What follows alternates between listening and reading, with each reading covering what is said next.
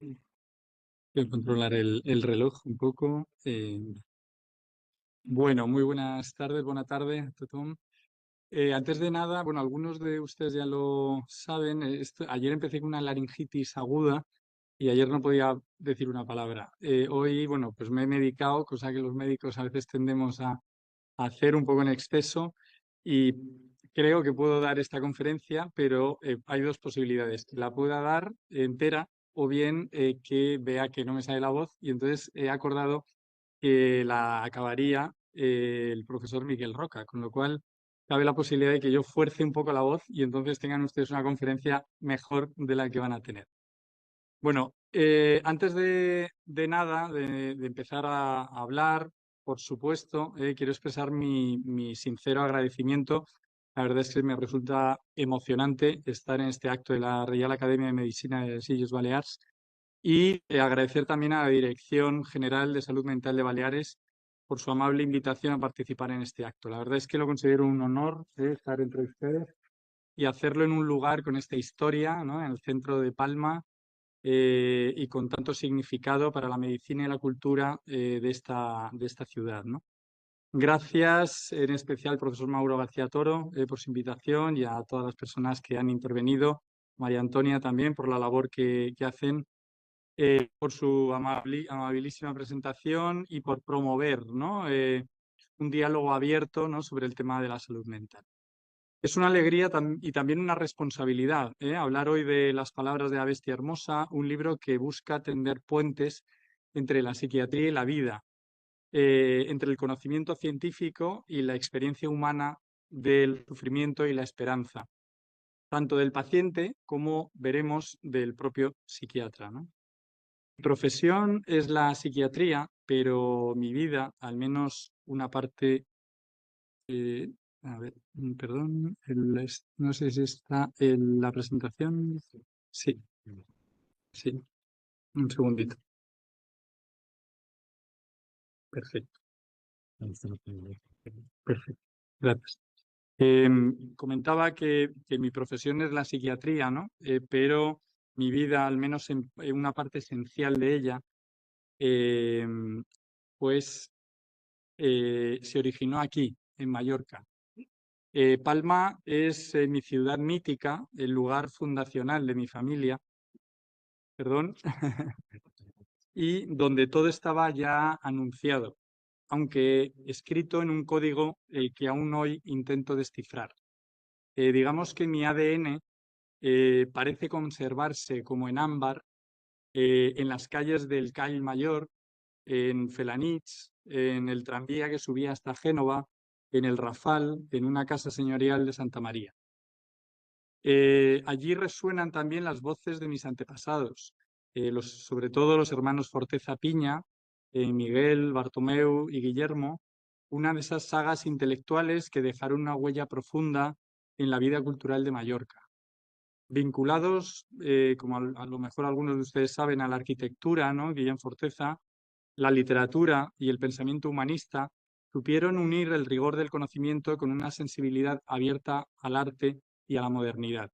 En su labor ayudaron a situar la isla en el mapa del pensamiento ilustrado del siglo XX, de la primera mitad, impulsando publicaciones y espacios de reflexión y educación que trascendieron su tiempo. Su legado no es solo académico, sino también, desde mi punto de vista, ético. Una forma de entender el saber como servicio público y como diálogo constante entre la ciencia, la cultura y la belleza del mundo construido y narrado.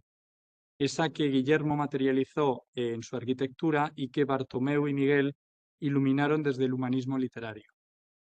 Al volver a Palma, por tanto, uno no regresa solo a una ciudad, sino a una memoria compartida, a una herencia que sigue viva en cada conversación, en cada esquina, en cada intento de comprender al otro.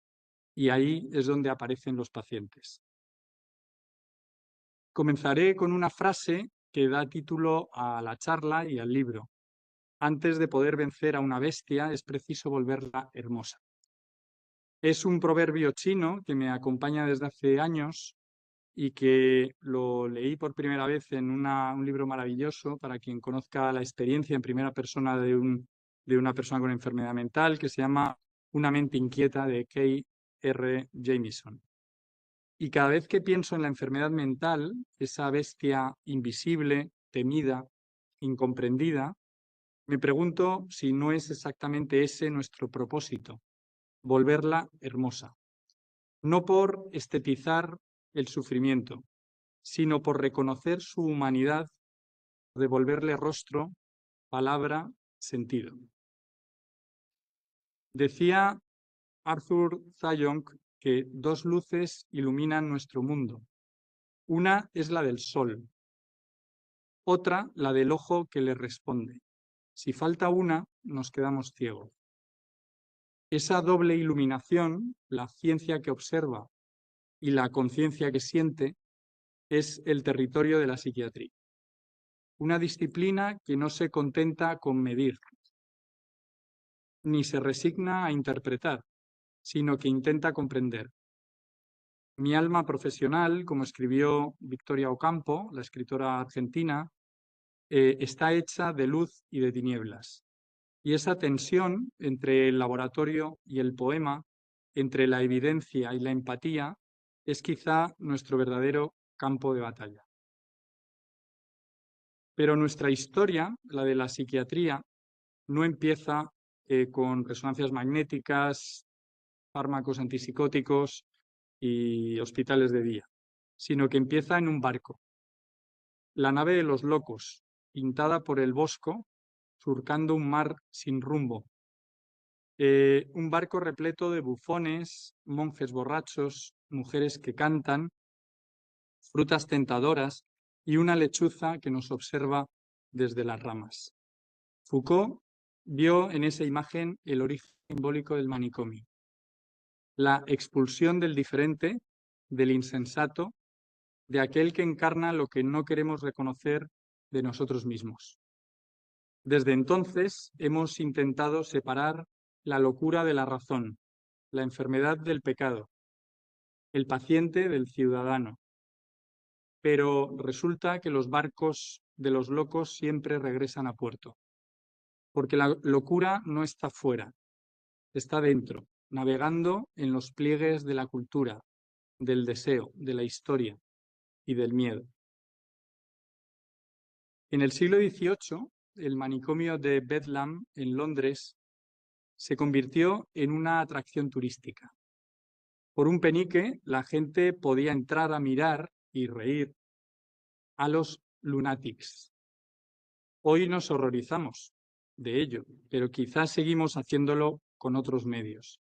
Los programas de televisión que trivializan el sufrimiento mental, las redes sociales que exhiben el desvarío, los discursos políticos que a veces estigmatizan la vulnerabilidad.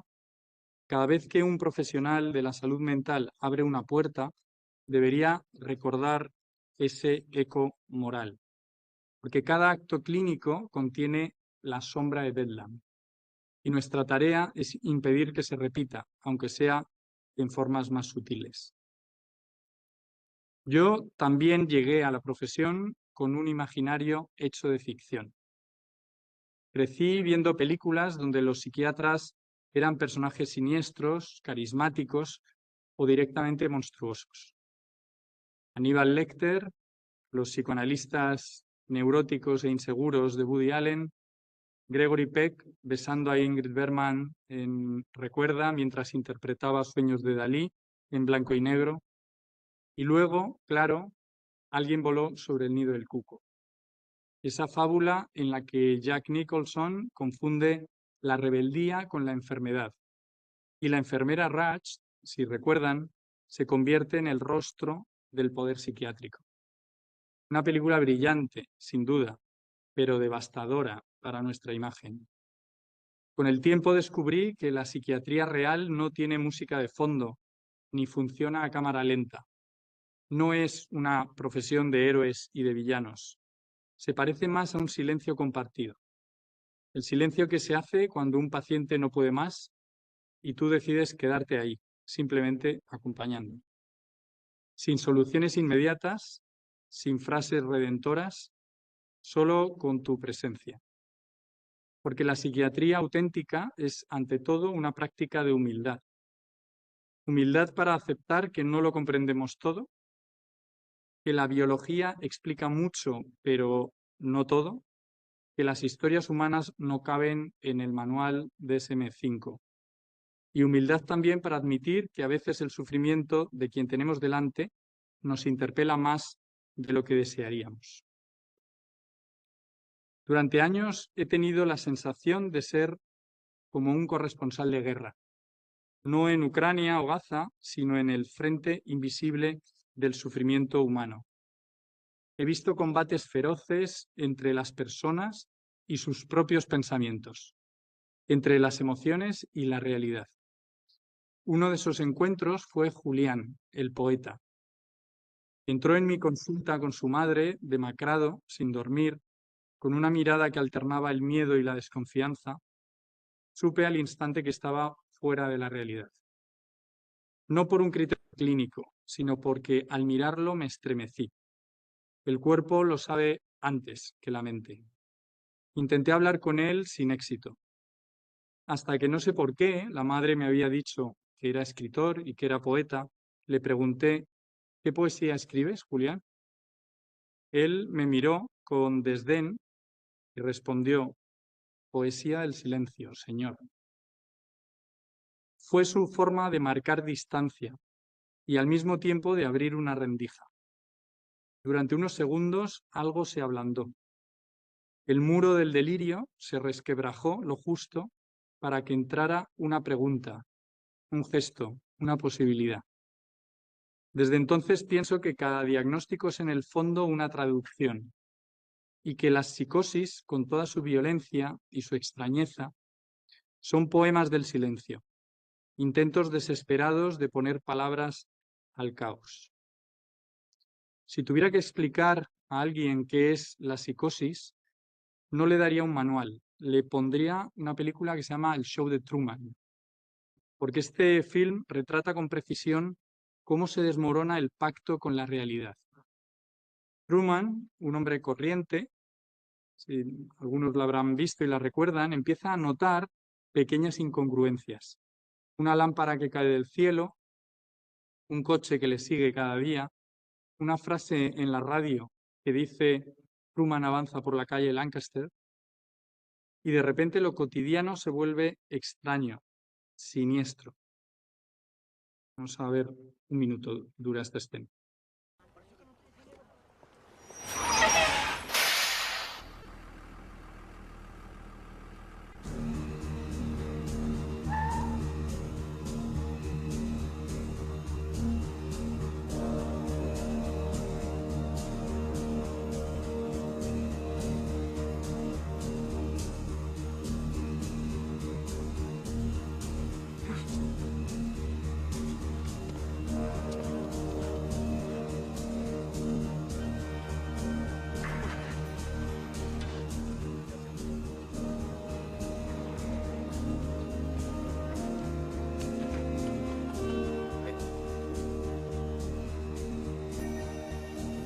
¿Desea algo? Oh, sí, tengo una cita en la empresa Cable. Es imposible.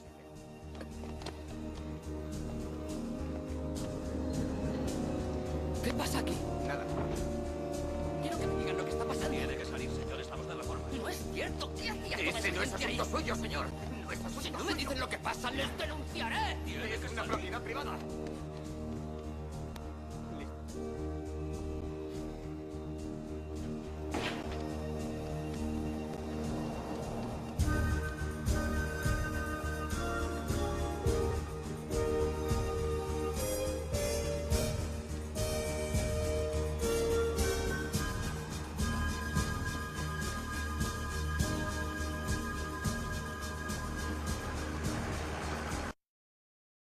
Es una película que ayuda mucho a empatizar con la persona que te relata un delirio, eh, porque históricamente siempre se ha considerado que la psicosis era incomprensible y eso a veces establecía un muro entre el paciente y el psiquiatra, ¿no?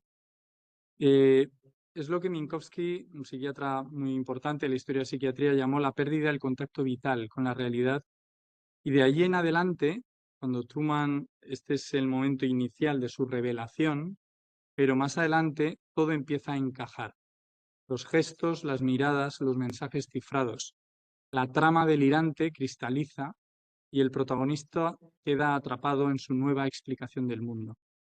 Eso es la psicosis, una narrativa alternativa de la realidad, una construcción paralela que intenta restablecer sentido allí donde se ha quebrado. No es locura en el sentido vulgar, es un intento de coherencia llevado al extremo. La mente se defiende creando una historia nueva, a veces con un racionalismo mórbido, como en la paranoia, y nosotros desde fuera lo llamamos delirio.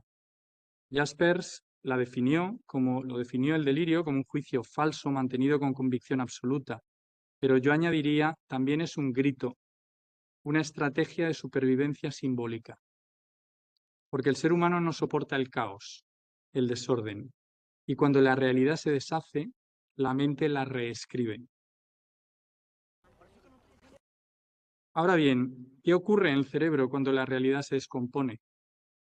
La neurociencia nos ofrece piezas, aunque el rompecabezas no está completo. Sabemos que la dopamina, ese neurotransmisor tan célebre actualmente, no es solo la molécula del placer, es sobre todo la molécula del significado. Se activa no cuando obtenemos lo que deseamos, sino cuando algo contradice nuestras expectativas y predicciones. Cuando el mundo nos sorprende, cuando algo nos dice, presta atención, eso importa, cuando algo es relevante.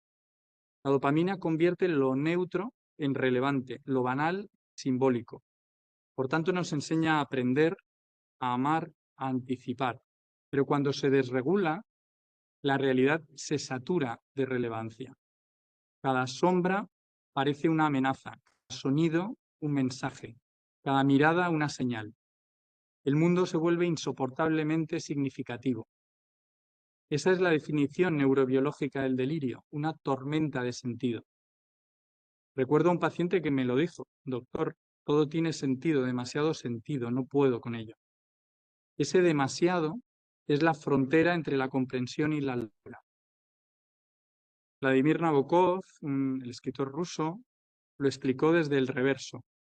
En uno de sus cuentos maravillosos contó la historia de un hombre que un día ve el mundo tal como es decir, sin dopamina, sin alma, y descubre que el mundo sin esa chispa de significado es insoportable.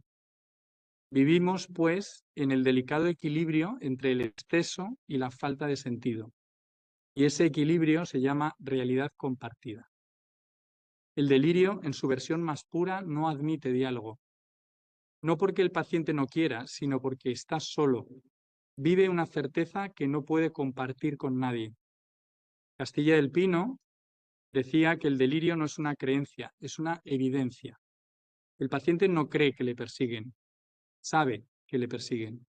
Y al saberlo, sufre de una manera que nosotros casi no podemos imaginar. Pero si miramos con atención, el delirio no nos es tan ajeno. La rigidez, la impermeabilidad a la evidencia, la convicción de tener razón, ¿no son también rasgos de nuestra vida cotidiana, de nuestra política, de nuestras redes sociales? El fanatismo colectivo y el delirio individual comparten una estructura mental, la imposibilidad de dudar. Comprender la psicosis es entonces un ejercicio de humildad epistemológica. Nos recuerda que la salud mental no consiste en no tener ideas falsas, sino en poder revisarlas, en permitir que el otro nos corrija la mirada. Carl Rogers lo resumió de una manera preciosa. Hace falta mucho valor para ponerse en el riesgo de comprender al otro. Ese riesgo es probablemente el acto más terapéutico que puede ofrecer un clínico. El sufrimiento humano nunca es simple. Es biológico porque se inscribe en un cuerpo que duele, que se altera, que reacciona instintivamente.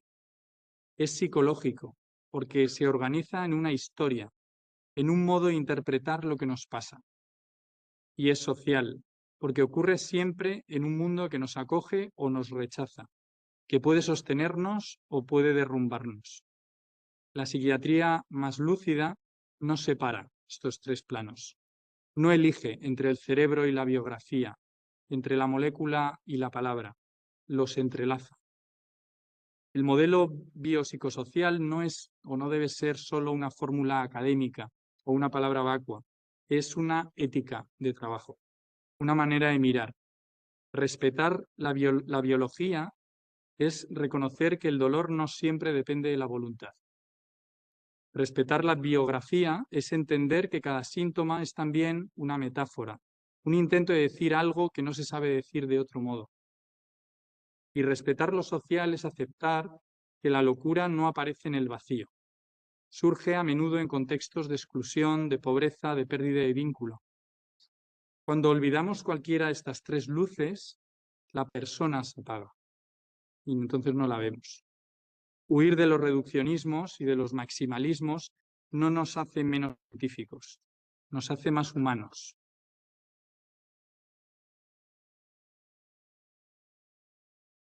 El escritor William Styron, que es el escritor de La decisión de Sophie, ese libro tan maravilloso y que hubo una película también impresionante en los años 80, que a lo mejor algunos de ustedes han visto, conoció de cerca esa oscuridad que no se deja nombrar. En su libro Esa visible oscuridad dejó escrita una de las descripciones más hondas del infierno depresivo.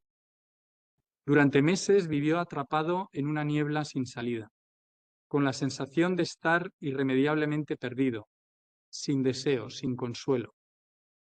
Nada le conmovía, ni la comida, ni los amigos, ni la música. La depresión le había robado incluso la capacidad de disfrutar, ese resorte íntimo que nos conecta con el mundo. Y en ese estado, al borde del suicidio, que consideró y lo cuenta abiertamente en estas páginas, ocurrió algo casi insignificante y sin embargo decisivo. Estaba en su casa, en una casa grande donde había pasado toda su infancia y luego cuando se casó pues había vivido en esa misma casa y había vivido gran parte de su vida. Pues alguien puso una obra que es la Rapsodia para contralto de Johannes Brahms. Y, un segundito, en esa noche escuchó esta pieza que vamos a escuchar a continuación, un poquito.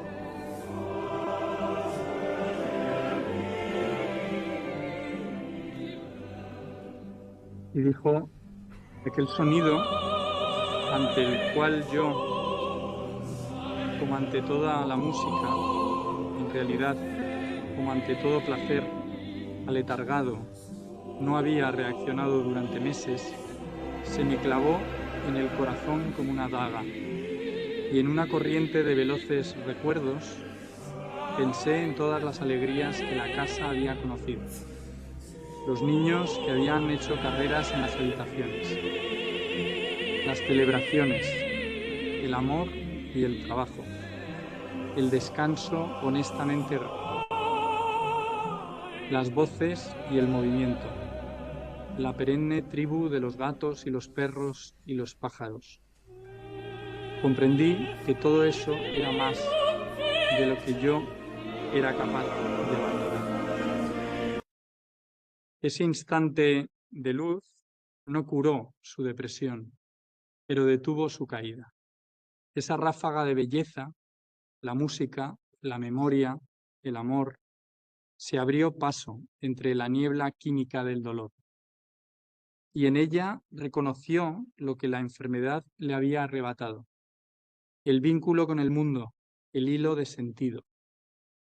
Styron comprendió, sin proponérselo, que la belleza también puede ser terapéutica, que incluso en los estados más oscuros, algo en nosotros conserva la capacidad de responder a lo bello, como si fuera la última forma de conciencia. Pero hay heridas que no sangran, que no dejan de doler. Y el trauma es una de ellas. El trauma no pertenece al pasado, vive en el presente. Está agazapado en el cuerpo, en un gesto, en una respiración que se corta sin saber por qué. No se recuerda, se revive, se actualiza. Es una fractura del tiempo, una escena que vuelve sin haber sido llamada. Hay muchas películas y muchas escenas que ilustran el trauma psicológico, pero Nacido el 4 de julio, no sé si la conocen, de Oliver Stone, ilustra, creo que muy bien, este temblor invisible. Ron Kovic es un soldado que regresa de Vietnam parapléjico. Intenta pronunciar un discurso. El público lo aplaude, las luces le ciegan, el micrófono tiembla en su mano. Y de pronto los aplausos se convierten en disparos, las voces en gritos. La audiencia se vuelve extraña y amenazante. Su rostro se paraliza. No puede seguir. La guerra vuelve a irrumpir, intacta como si nunca hubiera terminado. Porque eso es el trauma, el pasado que se niega a ser pasado. Dura 1 minuto la escena.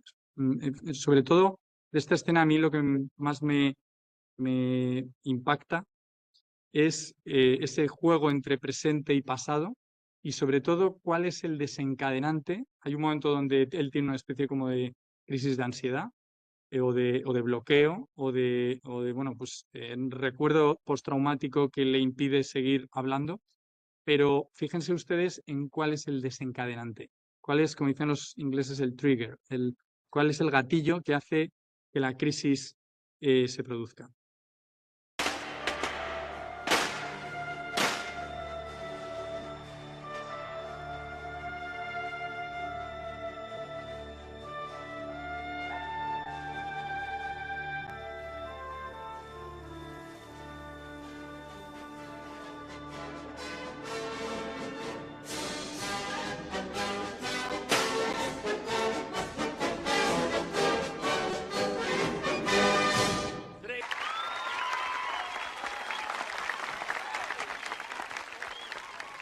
I served my country, and I don't want you to feel sorry for me. Do not shed a tear. I have my hands, my eyes, my ears. I have my heart. And I have what I feel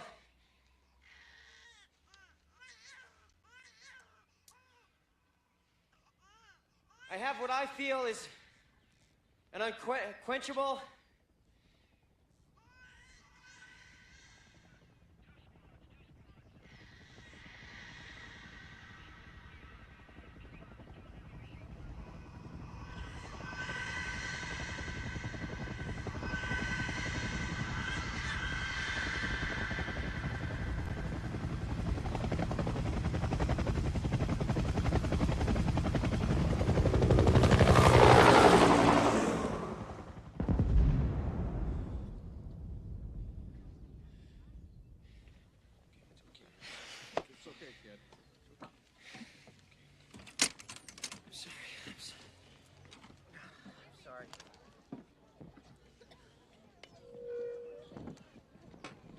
And we'll continue to fight because of guys like Ron Kovic. It's across the street. Like you said, we're going to win that war. Ronnie. Ronnie. Like to have a nice round of applause for a man after Timmy? so much for that city. Timmy, man? Timmy? Where'd you get back? Where'd you get out? Wow, man. Efectivamente, el desencadenante es el llanto del bebé. También las sociedades pueden quedar traumatizadas, como Ron Kovic. Cuando callan lo ocurrido, cuando entierran la culpa o la vergüenza, el dolor se transmite como una corriente subterránea. El trauma individual y el colectivo comparten la misma necesidad, ser escuchados, ser validados. Y a veces basta un pequeño gesto para que algo se restituya. Un sonido, una voz, una mirada, el instante en que el cuerpo comprende que el peligro ya pasó y que puede volver a confiar. En los archivos de los viejos manicomios del siglo XVIII-XIX hay cartas que los pacientes escribieron a sus familias o a las autoridades. Cartas que nunca salieron del sobre. Cartas que pedían volver a casa e imploraban una respuesta, que querían ser escuchadas. Algunas están escritas con una caligrafía temblorosa y otras con una precisión casi notarial, como si la lucidez fuera su último refugio. En todas late la misma súplica: no estoy loco, solo quiero que me escuchen. Estas cartas son el testamento moral de la historia de la psiquiatría. Hablan de una sociedad que en nombre del orden o del miedo, en su día expulsó lo que no entendía. Leer hoy estas cartas es necesario, no por nostalgia, sino por justicia, porque nos recuerdan que el sufrimiento mental no puede ser nunca motivo de exclusión. El deber del clínico no es vigilar los límites entre lo sano y lo enfermo, sino tender puentes entre ambos. Que escuchar es a veces el gesto más terapéutico de todos, porque cada consulta psiquiátrica es un pequeño laboratorio de convivencia. Dos personas que se sientan frente a frente y durante un rato intentan comprenderse sin juicio ni violencia. A veces no hay palabras suficientes, solo la presencia. Y esa presencia, silenciosa, frágil, atenta, puede tener mucho poder transformador. El objetivo es recuperar el derecho a tener una voz en el relato de la propia vida. Por eso la psiquiatría no es solo ciencia, mucha ciencia, pero no es solo ciencia, es también arte y ética. Arte porque trabaja con lo invisible, con lo que no se puede medir, y ética porque toda escucha es un acto moral. Cada historia clínica es una escena de responsabilidad. Alguien confía y otro debe responder a esa confianza. Volver hermosa a la bestia no significa negar su ferocidad, ni convertir la enfermedad en metáfora romántica. Significa mirarla sin miedo, reconocer su humanidad, entender que lo que nos asusta en la locura también habita en nosotros. Oliver Sacks, el neurólogo y uno de los mejores escritores de casos clínicos que ha habido, decía que debemos estudiar la enfermedad con la sensibilidad de un novelista. No por afán literario, sino porque el novelista sabe mirar sin reducir. Cada paciente contiene una historia única, singular, que merece ser leída hasta el final, incluso cuando no entendemos todas sus páginas. Y si no la leemos, no es porque no exista, sino porque hemos olvidado cómo hacerlo. El deber del psiquiatra no es cerrar el libro, sino seguir leyendo, aunque incomode, aunque no haya un desenlace feliz. Volver hermosa a la bestia es al fin y al cabo eso, devolver la palabra. Escuchar incluso cuando la voz del otro se ha vuelto un murmullo. Y sostener la mirada del sufrimiento sin retroceder, sin abandonar. Porque sólo así, en esa quietud compartida, el monstruo empieza a transformarse. Empieza a hablar en un idioma que poco a poco reconocemos como propio. La salud mental consiste en eso, no en la ausencia de oscuridad, sino en la capacidad de convivir con ella. Y mientras haya alguien dispuesto a escuchar, aunque sea una voz quebrada, una carta olvidada, un relato delirante, un silencio lleno de miedo, la bestia, por un instante, vuelve a ser hermosa. Muchísimas gracias por la atención.